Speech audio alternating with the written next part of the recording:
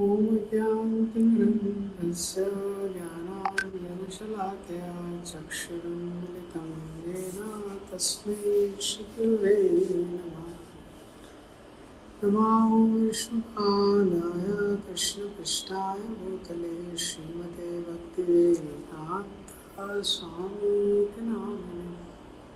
नमस्ते सरस्वते देवे गौरवाणी प्रचारिणे निर्विशेषा शून्यवादी पाश्चात्य देशकारिणे।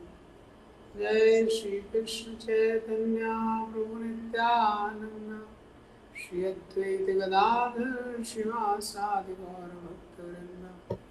हरे कृष्णा कृष्णा कृष्णा हरे हरे, हरे राम राम राम हरे हरे। हरे कृष्ण। तो कल मैं देखा था, पहले अध्याय को स्टार्ट किया था। तो भगवद गीता कैसे श्रुति इन स्मृति है। भगवद गीता में 700 श्लोक हैं, जिसमें से 575 श्लोक भगवान श्री कृष्ण ने बोले और 83 अर्जुन ने बोले हैं और 41 संजय ने बोले। तो इसमें जो होस्ट है ना, कोई भी अगर म्यूट भी है ना तो उसको म्यूट कर दीजिए। यहाँ बैकग्राउंड साउंड। यस।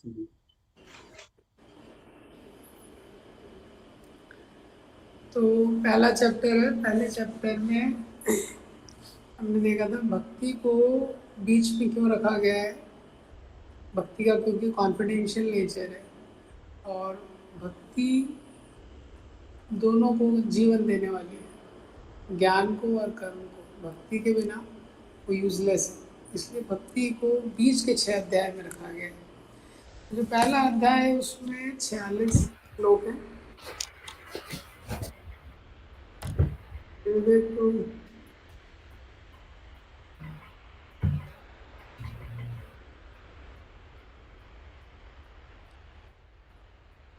तो पहले अध्याय का पहले श्लोक,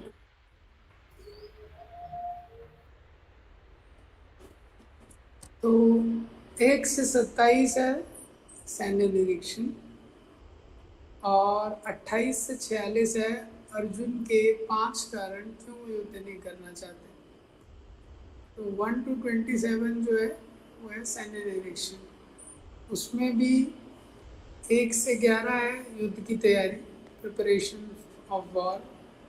12 से लेकर 20 तक है साइन ऑफ विक्ट्री, विजय के लक्षण।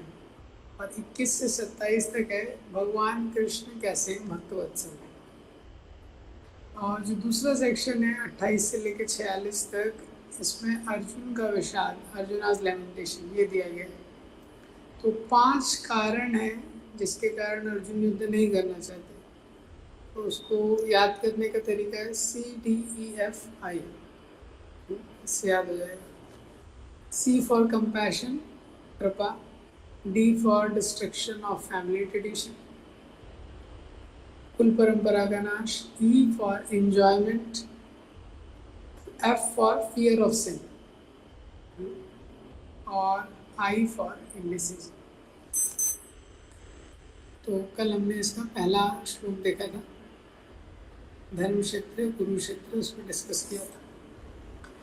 तो अभी आप लोगों के पास भगवद गीता रहेगा, श्लोक एक बार पढ़ेंगे पहले से लेके 10 तक, 11 तक जो पहला सेक्शन है, उसके बाद इसको डिस्कस करेंगे। धृतराष्ट्रवाच धर्म क्षेत्रे कुरुक्षेत्रे संवेदायुत्सा मावका पांडवाश्चैव किं कुर्वत् संजय। संजय उवाच दृष्ट्वा तु पाण्डवानीकं व्यूढं दुर्योधनस्तदा आचार्यमुपसंगम्य राजा वचनमब्रवीत्। पश्यतां पाण्डुपुत्राणाम् आचार्यं महतीं च मां व्यूढां द्रुपदपुत्रेण तव शिष्येण धीमता। अत्र शूरा महेश्वासा भीमार्जुन समायुधि युधानो विराटश्च द्रुपदश्च महारथा धृष्टकेतुश्च चेकितान् काशीराजश्च वीर्यवान् पुरोजित्कुन्तिभोजश्च शव्यश्च नरपुङ्गव युधामन्युश्च विक्रान्ता उत्तमौजश्च वीर्यवान् सौभद्रो द्रौपदेयाश्च सर्व एव महारथा अस्माकं तु विशिष्टाये तान्निबोधत्यजोत्तमा नायका मम सैन्यस्य संज्ञार्थं तान् ब्रवीमि ते भवान् भीष्मश्च कर्णश्च कृपश्च समितिञ्जया अश्वत्थामा विकर्णश्च सौमदत्तिस्तथैव च अन्ये च बहवः शूरा मदर्थे त्यक्तजीविता नानाशस्त्रपूर्णा सर्वे युद्धविशारदा आपर्याप्तं तदस्माकं बलं भीष्माभिरक्षितं पर्याप्तं तद्दिमे तेषां बलं भीमाभिरक्षितम् अयनेषु च सर्वेषु यथा भागम् अवस्थिता भीष्म एवाभिरक्षन्तु भवन्तः सर्व एव हि। तो कल पहले श्लोक में हमने देखा था, पहले श्लोक में धृतराष्ट्र ने केवल एक ही श्लोक के गीता में बोला है, तो जिसमें धृतराष्ट्र पूछ रहे हैं कि मेरे पुत्र मामका और पांडवश्चैव, जो पांडु है उनके पुत्र जब वो युद्ध भूमि में आए तो उन्होंने क्या किया। तो यहाँ से अब संजय उनको बताना शुरू करते हैं दूसरे श्लोक से। संजय उवाच दृष्ट्वा तु पाण्डवानीकं व्यूढं दुर्योधनस्तदा आचार्यम् उपसंगम्य राजा वचनमब्रवीत्। तदा उस समय जब धृतराष्ट्र ने पूछा तो संजय बताते हैं तदा दृष्ट्वा तु पांडवानीकम, पांडवों की, अनीकम मतलब जो उनकी सेना है, व्यूढ़म सेना की जो रचना है, आर्मी का जो अरेंजमेंट है। दृष्ट्वा तु पांडवानीकम, पांडवों की सेना को देखकर दुर्योधन, जो दुर्योधन था उसने क्या किया, आचार्य उपसंगम्य, आचार्य के पास गया। ये आचार्य कौन है यहाँ पे, द्रोणाचार्य, द्रोणाचार्य के लिए बोला गया। और वचनम अब्रवीत, ऐसे वचन दुर्योधन ने बोले। तो ये जो वचन अब्रवीत है, ये शब्द यहाँ पे उपयोग किया गया है। तो वो आचार्य के पास गया तो नेचुरली कुछ बोलेगा, हाँ तो बोलेगा तो कुछ शब्द ही बोलेगा, लेकिन यहाँ पे वचनम अब्रवीत बोला गया है क्योंकि दुर्योधन ने कोई ऐसा बहुत पॉलिटिकल, जो दुर्योधन के मन में जो चल रहा है, उसके मन में जो राजनीति चल रही है, बहुत पॉलिटिकल शब्द उसने बोले, इसलिए इसमें वचन शब्द का उपयोग किया गया। तो परपोर्ट में प्रभुपाद जी ने लिखा है कि कैसे जो धृतराष्ट्र जन्म से अंधा था और दुर्भाग्यवश वह आध्यात्मिक दृष्टि से भी वंचित था। वह यह भी जानता था कि उसी के समान उसके पुत्र भी धर्म के मामले में अंधे हैं। So Dhritarashtra was born blind and spiritually also he was blind. तो ये सिचुएशन। तो अब ये जो 3 से लेके 9 तक, अब दुर्योधन के माइंड में जो पॉलिटिक्स चल रहा है, दुर्योधन के माइंड में जो राजनीति चल रहा है, उसके मन को एक्सप्लेन किया गया है। तो 3 से लेके 9 तक दुर्योधन ने, क्योंकि ऐसे ही ये संजय एक्सप्लेन करना शुरू कर रहे हैं, दुर्योधन ने जैसे ही पांडवों की सेना को और उनकी रचना को देखा कि कैसे वो आर्मी अरेंज की गई, तो उसके हृदय में भय आ गया और वो अपने राजनीति के तरीके से सोचने लगा कि कैसे अभी हम लोग जीत सकते हैं। हालांकि पांडवों की सेना कम थी, हाँ वो 7 अक्षौहिणी थी और कौरवों की सेना 11 अक्षौहिणी थी। तो भागवतम के परपोर्ट में दिया है इसको होमवर्क के रूप में आप लोग फाइंड आउट कर सकते हैं। अक्षौहिणी में कितने होते हैं, एक अक्षौहिणी सेना में कितने सोल्जर होते हैं, कितने रथ होते हैं, कितने घोड़े होते हैं, पोलियो में डालेंगे तो मिल जाएगा। तो पांडवों की सेना तो लगभग लगभग आधी ही थी एक वे में। लेकिन क्या है, उसकी रचना को देख के दुर्योधन के हृदय में भय आ गया। तो अब उसके बारे में एक्सप्लेन कर रहे हैं। पश्यतां पाण्डुपुत्राणाम् आचार्य महतीं च मुं यूणां द्रुपदपुत्रेण तव शिष्येण धीमता। पश्यतां पाण्डुपुत्राणाम्, उसके बाद पांडु के पुत्रों को देखकर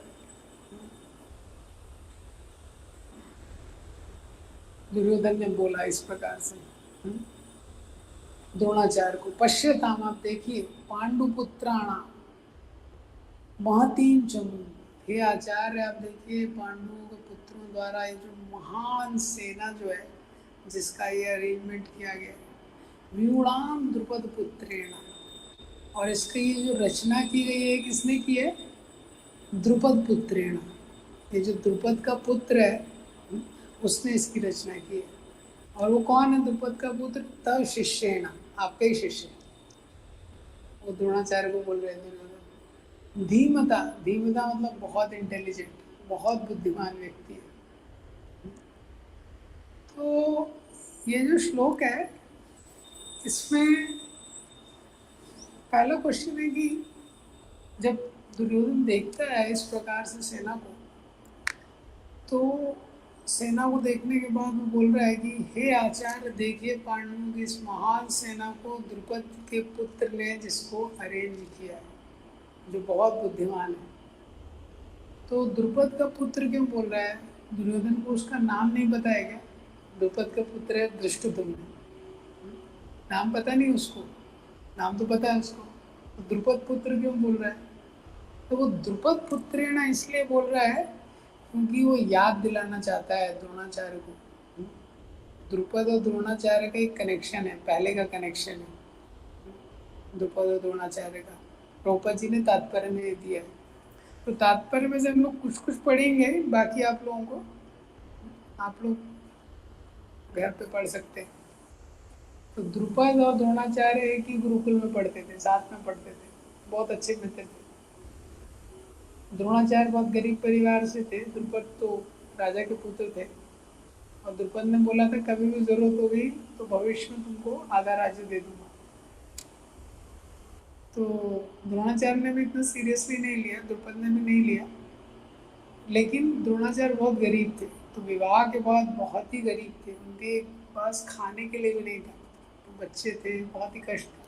तो उनको लगा एक बार मित्र के पास जाना चाहिए मांगने के लिए। तो वो गए जब, तो द्रुपद ने उनका बहुत तिरस्कार किया और वो बोलने लगे, अरे तुम्हारी और मेरी क्या क्षमता है, मैं राजा हूँ, तुम क्या भिखारी हो, वो ब्राह्मण हो, सोचना चाहिए, मांगना है कुछ, गाय मांग लो, कुछ मांग लो, राज्य मांग रहे हो, इस प्रकार से। और फिर जब द्रोणाचार्य ने पांडवों और कौरवों को धनुर्विद्या सिखाई, तो विद्या सिखाने के बाद जब गुरु दक्षिणा का समय आया, तो द्रोणाचार्य ने बोला मुझे द्रुपद बंदी बना के लेके आओ। तो पहले दुर्योधन एंड पार्टी गई, तो ये लोग तो हार गए, दुर्योधन ने। उसके बाद अर्जुन गए, अर्जुन अकेले जाके अर्जुन ने पूरी द्रुपद की सेना को हराया और द्रुपद को बंदी बना के लाए थे। उस प्रकार से वो है। फिर द्रोणाचार्य ने बोला कि तुमने तो मुझे राज्य दिया नहीं था, अब तुम्हारा राज्य तो मेरा हो गया, मैंने जीत लिया, लेकिन फिर भी मैं तुमको आधा वापस कर देता। तो उस प्रकार से वो तो याद दिला रहे हैं। और उसके बाद फिर द्रुपद ने यज्ञ किया। अब झगड़ा हो गया ना, पहले द्रोणाचार्य ने, फिर उस पहले द्रुपद ने तिरस्कार किया, फिर द्रोणाचार्य ने गुरु दक्षिणा में उसको बुलाया, फिर द्रुपद ने वापस यज्ञ किया एक ऐसे पुत्र को उत्पन्न करने के लिए जो द्रोणाचार्य को मारेगा। तो यज्ञ से द्रौपदी और धृष्टद्युम्न ये दोनों निकले यज्ञ से, यज्ञ कुंड से।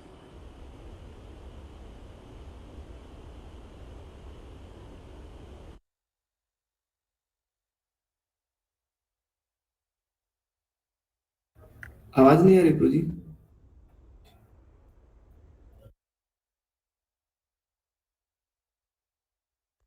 जी okay, Hare Krishna, it's coming now.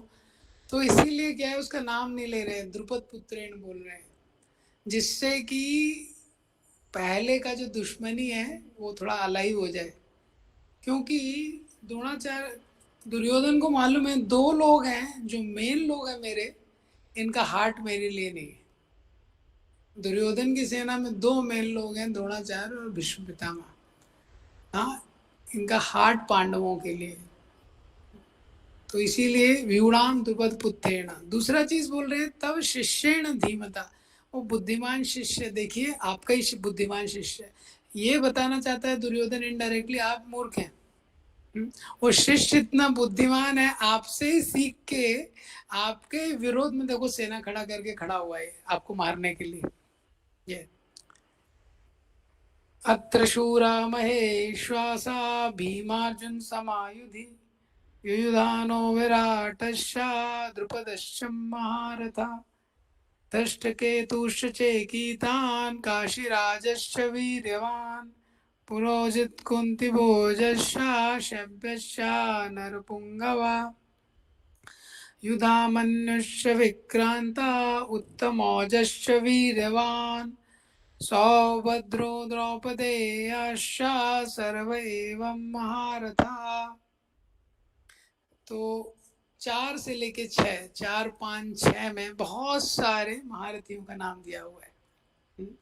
तो दुष्टदुम्न को बताने के बाद अब जो दुर्योधन है बाकी लोगों का बताना शुरू करता है कि ये जो पांडवों की सेना है, देखिए अत्र शूरा, इस सेना में कौन कौन से शूर है। महेश्वासा, महेश्वासा मतलब महान धनुर्धर, ईश्वासा मतलब धनुर्धर जो है, महेश्वासा महान जो धनुर्धर है।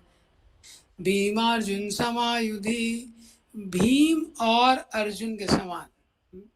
अब उनका नाम दे रहे हैं। युयुधानो सात्विकी के लिए, विराटश्चा जो विराट के राजा थे, द्रुपद महारथा, ये सारे महारथी हैं। उसके बाद धृष्टकेतु, चेकितान, काशीराज, चवीरवान, ये सब लोग बहुत शक्तिशाली हैं।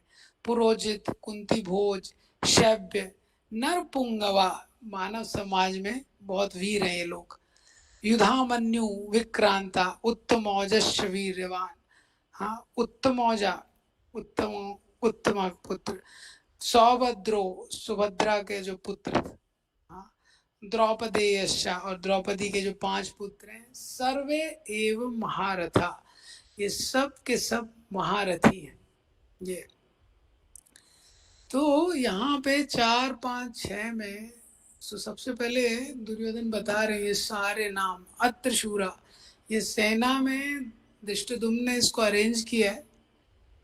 धृष्टद्युम्न कोई ऐसा बहुत बड़ा वॉरियर नहीं था, लेकिन दुर्योधन बहुत ध्यान से, उसको पता है किस किस का नाम लेना है, किसका नाम बोलने से द्रोणाचार्य को गुस्सा आएगा तो फाइट करेंगे।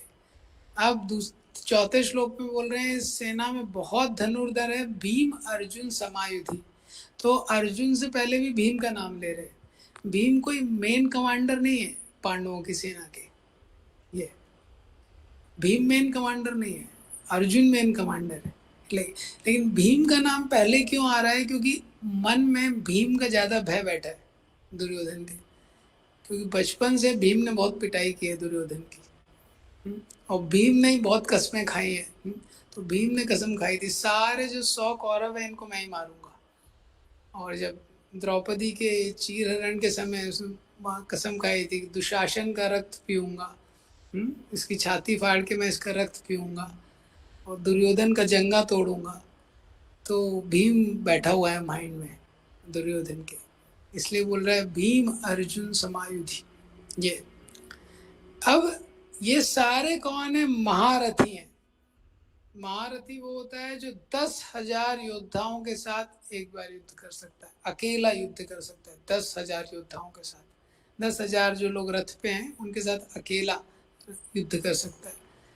अतिरथी कौन होता है, जो अनलिमिटेड असंख्य रथियों के साथ, असंख्य योद्धाओं के साथ अकेला युद्ध कर सकता है।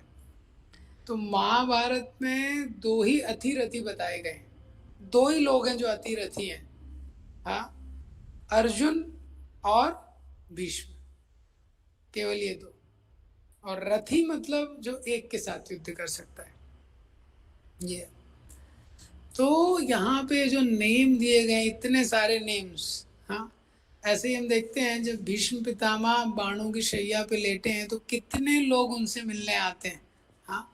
उसका श्रीमद् भागवतम में फर्स्ट कैंटो के 9 चैप्टर में बहुत सारे नाम दिए हैं। पर्वतो नारदो धौम्यो भगवान बादरायणा, ऐसे करके बहुत सारे ऋषि, संसार के जितने ऋषि हैं वो मिलने आते हैं। इसी तरह ये जो नाम है, इतने सारे जो नाम है, इनके पीछे इतिहास है। There are names in the history and there are history behind the names. ये एक एक व्यक्ति है, ये कहाँ के राजा थे, कितने इन्होंने युद्ध जीते हैं, कितने मेडल जीते हैं, इसलिए बड़े बड़े महारथी हैं।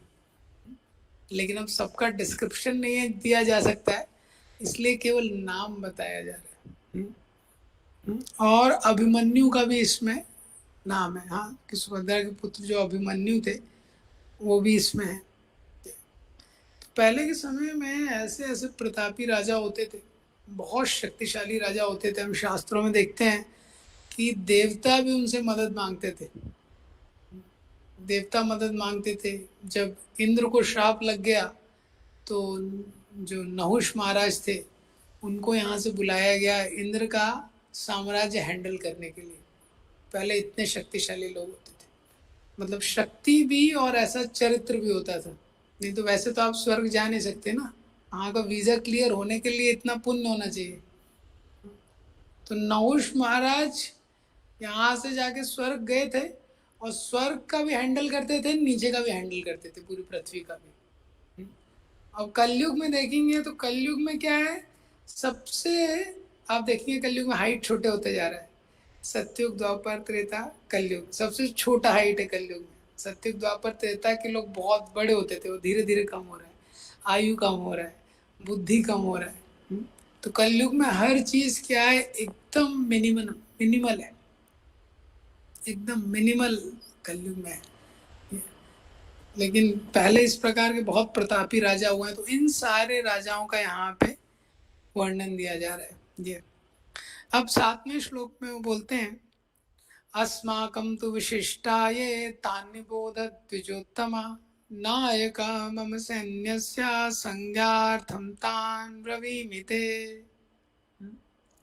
तो बोलते हैं तान्निबोध द्विजोत्तमा, हे द्विज श्रेष्ठ, ब्राह्मण श्रेष्ठ।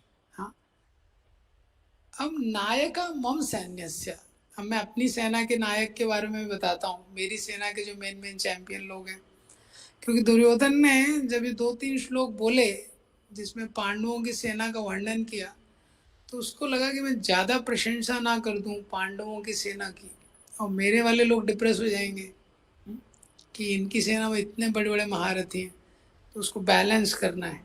तो बैलेंस करने के लिए उसने बोला द्विजोत्तमा, हे द्विजोत्तम ब्राह्मण श्रेष्ठ। हाँ, संज्ञार्थम, आपकी सूचना के लिए मैं बता रहा हूँ क्या, तान्निपो कि नायका मम सैन्यस्य, मेरी सेना में, हाँ, मैं बताता हूँ, अस्माकम तो विशिष्टा, ये मेन विशेष कौन से लोग हैं, तान निबोध, उसको आप जान लीजिए, ये बता रहे। अब देखेंगे आप, जब उस दुर्योधन ने पांडवों की सेना का वर्णन किया है, कृष्ण का नाम नहीं है उसमें। जितने महारथियों का वर्णन किया उसमें कृष्ण का नाम इंक्लूड नहीं किया उसने।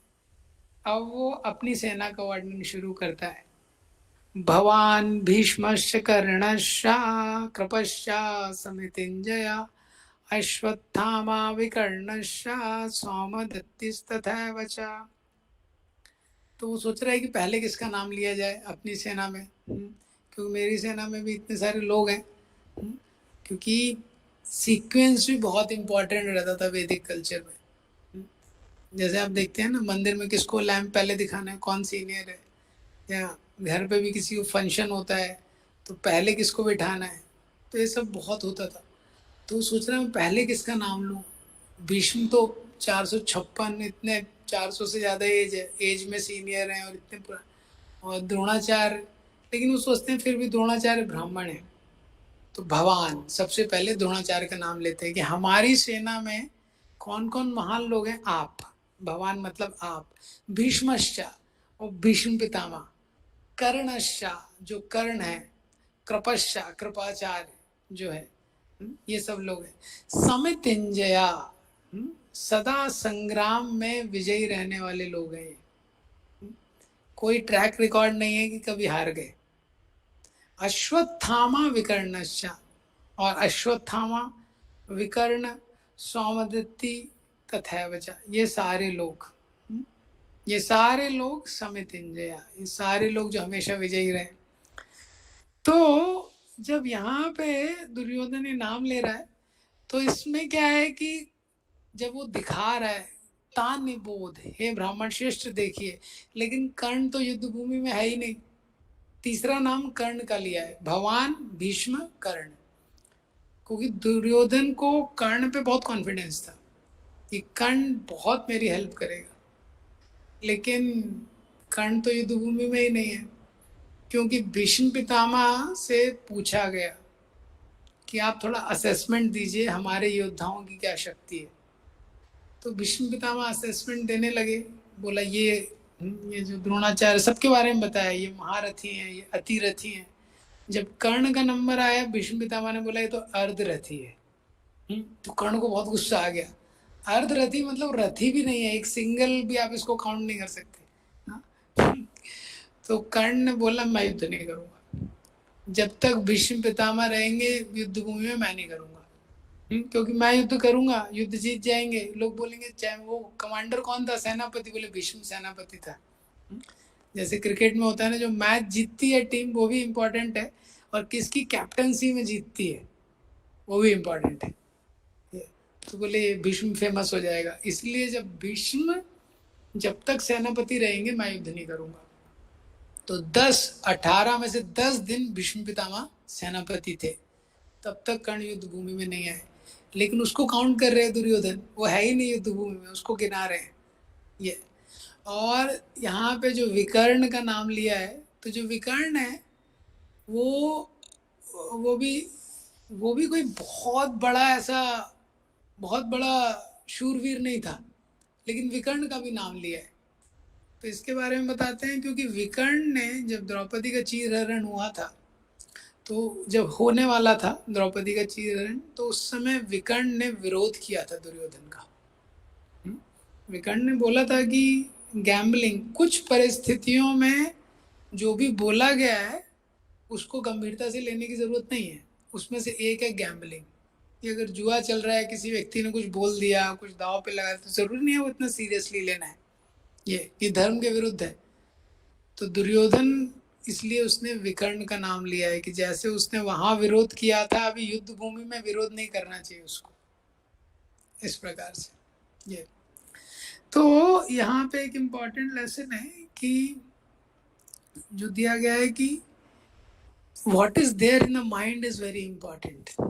Karna is not on the battlefield, but Karna is in the mind of Duryodhan, and Krishna is right there on the battlefield, but Krishna is not in the mind of Duryodhan. So living with Krishna in disposition is more important than living with Krishna in location. ये lesson दिया है कि भगवान से जो संबंध है, living with Krishna in disposition, ये ज्यादा महत्वपूर्ण है than living with Krishna in location. तो लोकेशन वाइज देखा जाए, वो भगवान तो सामने ही है, अर्जुन का रथ हाँक रहे हैं, लेकिन दुर्योधन इतना मूर्ख है, वो उनको काउंट भी नहीं किया उसने ये। और जो कर्ण है वो युद्ध भूमि में है भी नहीं, उसको उसने काउंट कर लिया ये। तो जो भौतिकवादी व्यक्ति है, उसके सामने भी कृष्ण आ जाएंगे तो वो देख नहीं पाएगा ये। जैसे दुर्योधन थे, दुर्योधन के भगवान ने विराट रूप युद्ध के पहले दिखा दिया था दुर्योधन को, वो दुर्योधन समझ नहीं पाए, भगवान ने उनको पकड़ने के लिए जा रहा था। और आप देखेंगे इसके विरोध में जो पांडवाज हैं, जो पांडव हैं, कुंती महारानी है, हमेशा कृष्ण इनके साथ नहीं रहते थे 24 घंटे कई बार। लेकिन ये हमेशा भगवान उनके हृदय में रहते थे। जैसे ही कुछ भी होता था वो सबसे पहले भगवान को याद करते थे। इसको बोलते हैं शेल्टर। व्यक्ति जीवन में किसका आश्रय ले रहा है? वो भगवान का आश्रय ले रहा है, किसका आश्रय ले रहा है? दुर्योधन का आश्रय कर्ण पे ज्यादा है। तो जितनी कुंती महारानी की प्रार्थनाएं हैं, और तो उस कुंती महारानी की प्रार्थनाओं में हम देखेंगे जब वो प्रार्थनाएं कर रही हैं कि कैसे भगवान ने हमको कहाँ कहाँ बचाया है। विशन महाग्ने पुरुषाद दर्शनात् असत सभाया वनवास कृच्छ्रुतो। तो ये जो प्रार्थना दी गई है वो बोल रही है जैसे भीम को विष दिया, भगवान ने बचाया, लेकिन उस परिस्थिति में भगवान नहीं थे पास सामने। भीम और दुर्योधन जब छोटे थे, छोटे से ही शत्रुता थी। तो दुर्योधन ने भीम लेकिन क्या है, खाने का बड़ा शौक था उनको। तो कुछ लोग बोलते हैं केक दिया, कुछ बोलते हैं स्वीट राइस दिया, उसमें जहर डाल के भीम को दे दिया। वो भीम ने केक खा लिया, हाँ, और उसके बाद उसको फेंक दिया पानी में। उसके बाद वो बड़ा स्टोरी है, भीम नीचे गए और वहां पे वापस से सांपों के लोक में चले गए। कई सारे सांप उनको काटने लगे, तो जो विष अंदर था वो बाहर आ गया, वैसा हो गया। और फिर भीम सांपों को मारने लगे, पहले से बहुत शक्तिशाली थे।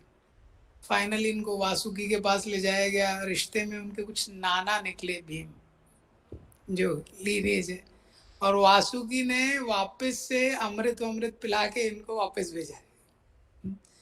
तो इस पूरे एपिसोड में कृष्ण कहीं भी डायरेक्टली इन्वॉल्व नहीं है, लेकिन कुंती महारानी गिन रही है विषान महाग्ने पुरुषाद दर्शनात् असत सभाया वनवास कृच्छ्रुता।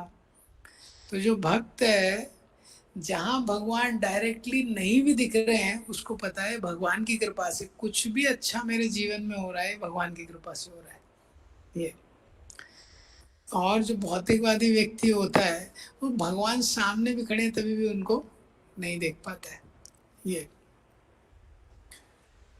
तो ये 8th श्लोक के बाद ये सब बताने के बाद दुर्योधन को लग रहा है कि बहुत सारे लोग हैं, किस किस का मैं नाम लूंगा? मैंने भीष्म का नाम ले लिया, विकर्ण का नाम ले लिया, इतने सारे लोगों का नाम ले लिया, लेकिन सबका नाम लेना संभव नहीं है।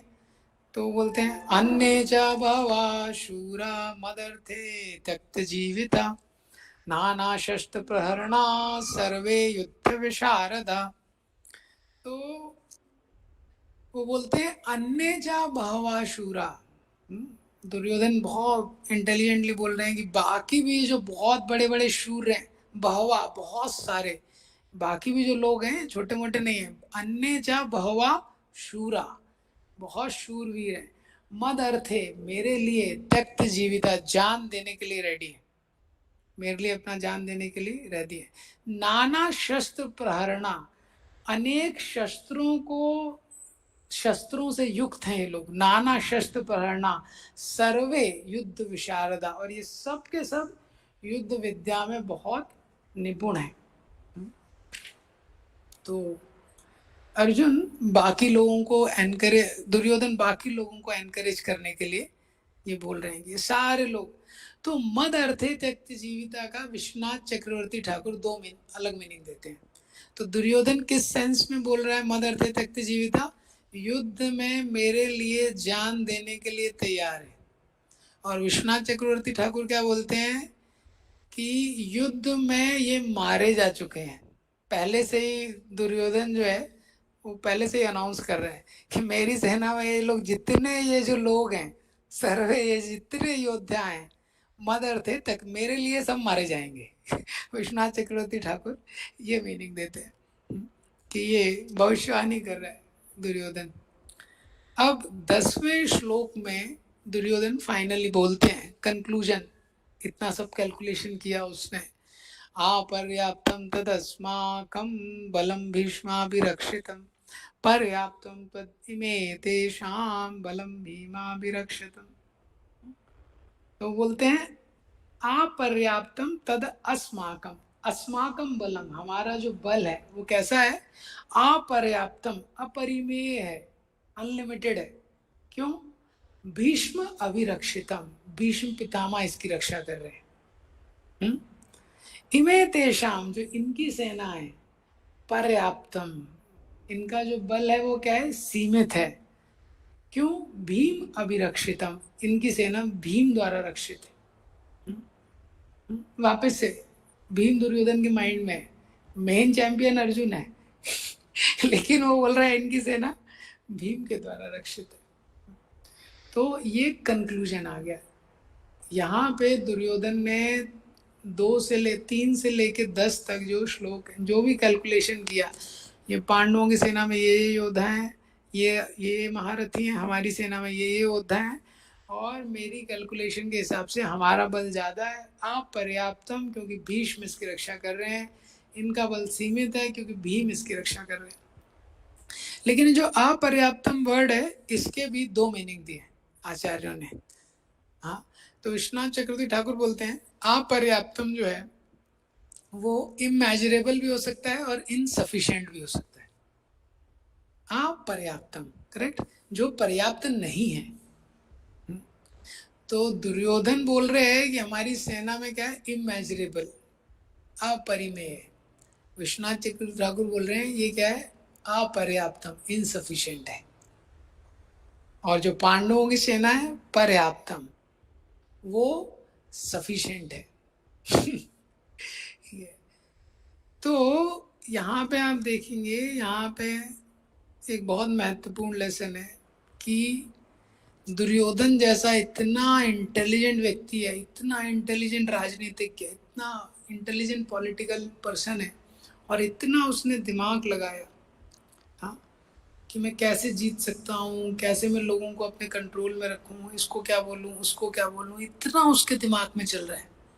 तो इसी तरह जो भौतिकवादी व्यक्ति है, जो इस संसार में अपने स्वार्थ के लिए जीता है, उसको बहुत दिमाग का उसका इतना टेंशन रहता है, डिप्रेशन में चला जाता है। वो इसको क्या बोलना है, इसको कैसे प्रसन्न रखना है, उसको कैसे प्रसन्न रखना है, द्रोणाचार्य को कैसे प्रसन्न रखना है, भीष्मा को कैसे प्रसन्न रखना है, बाकी लोगों को भी कैसे एनकरेज रखना है, क्योंकि वो धर्म का आचरण नहीं कर रहा है ना, वो जड़ में पानी नहीं डाल रहा है। अब जड़ में पानी नहीं डाल रहा है तो दूसरा रिवर्स इंजीनियरिंग कर रहा है। अब पेड़ के सारे पत्तों में पानी डालना पड़ेगा, तो उसकी तो हालत हो जाएगी ना, पेड़ के सारे पत्तों में पानी डालने की, पानी डालेगा तो यही जीवात्मा के साथ होता है। अगर वो कृष्ण की सेवा नहीं कर रहा है तो उसका माइंड इतना कॉम्प्लेक्स है। और दुर्योधन ने इतना दिमाग लगाने के बाद भी इतना बड़ा ब्लंडर किया है कैलकुलेशन में, इतना बड़ा ब्लंडर है ये कैलकुलेशन में कि उसने कृष्ण को काउंट नहीं किया, कृष्ण को काउंट नहीं किया। तो ये भौतिक जीवन में कोई भी भौतिकवादी व्यक्ति रहता है, वो बहुत कैलकुलेशन करता है, वो कैलकुलेशन करता है अब कैसे रहना है, पैसा कैसे बढ़ाना है, लाइफ को कैसे स्टेबल करना है, नेक्स्ट प्लान करता है, अब इसके बाद ये लेना है, फिर ऐसा करना है, फिर 1 BHK से 2 BHK में जाना है, फिर ऐसा कर लेंगे। इतनी गणना करने के बाद वो भूल जाता है मृत्यु कभी भी आ सकती है। हाँ, वो कभी सोचता है कि मरने के बाद, मरने का नहीं सोचता है। हाँ, चैतन्य चंदू ने आर्टिकल लिखा है, what went wrong with the great materialistic dream, what went wrong with the great materialistic dream. हाँ, हर व्यक्ति इतनी सारी योजनाएं बना रहा है, इतनी सारी योजनाएं बना रहा है, वो कृष्ण को भूल ही जाता है। कृष्ण जीवन में प्रायोरिटी रह पाते हैं? नहीं रहते हैं। इसलिए जो भौतिक जीवन है बहुत रिस्की है, क्योंकि व्यक्ति अपने आप को केंद्र में रखता है, लेकिन जीवन कृष्ण को केंद्र में रखने के लिए मिला है। तो जो दुर्योधन है वो भूल गया, इतने महारथियों को कैलकुलेट किया, वो भूल गया जो मेन है, भगवान कृष्ण जो मेन है, उनको काउंट करने ही वो भूल गया। इसी तरह संसार में जीव बहुत लोगों पे काउंट करता है, अपने कॉन्टैक्ट्स पे काउंट करता है, मेरे कौन कौन से कॉन्टैक्ट्स हैं, मेरा कितना इन्फ्लुएंस है, अपने रिलेटिव्स पे बहुत काउंट करता है। हाँ, ये मेरे रिश्तेदार हैं, ये मुझे मदद करेंगे, ये मेरे मित्र मदद करेंगे, और मेरे बहुत बड़े बड़े कॉन्टेक्ट्स हैं, ये मदद करेगा, मेरी संपत्ति मदद करेगी। हाँ, कृष्ण को तो काउंट ही नहीं करता है वो। हाँ, और कई बार डिवोटी भी काउंट नहीं करते कृष्ण को, वो तो लास्ट ऑप्शन है, वो तो लास्ट रिजॉर्ट है ये। तो ये यहाँ पे बताया गया है इस श्लोक में कि किस प्रकार से ये जो ग्रेट ब्लेंडर हो जाता है मटेरियलिस्ट के साथ। तो अब इसके आगे हम लोग कल इसके आगे डिस्कस करेंगे। इसके यहाँ से ग्रंथराज श्रीमद् भगवत गीता की जय, श्रील प्रभुपाद की जय।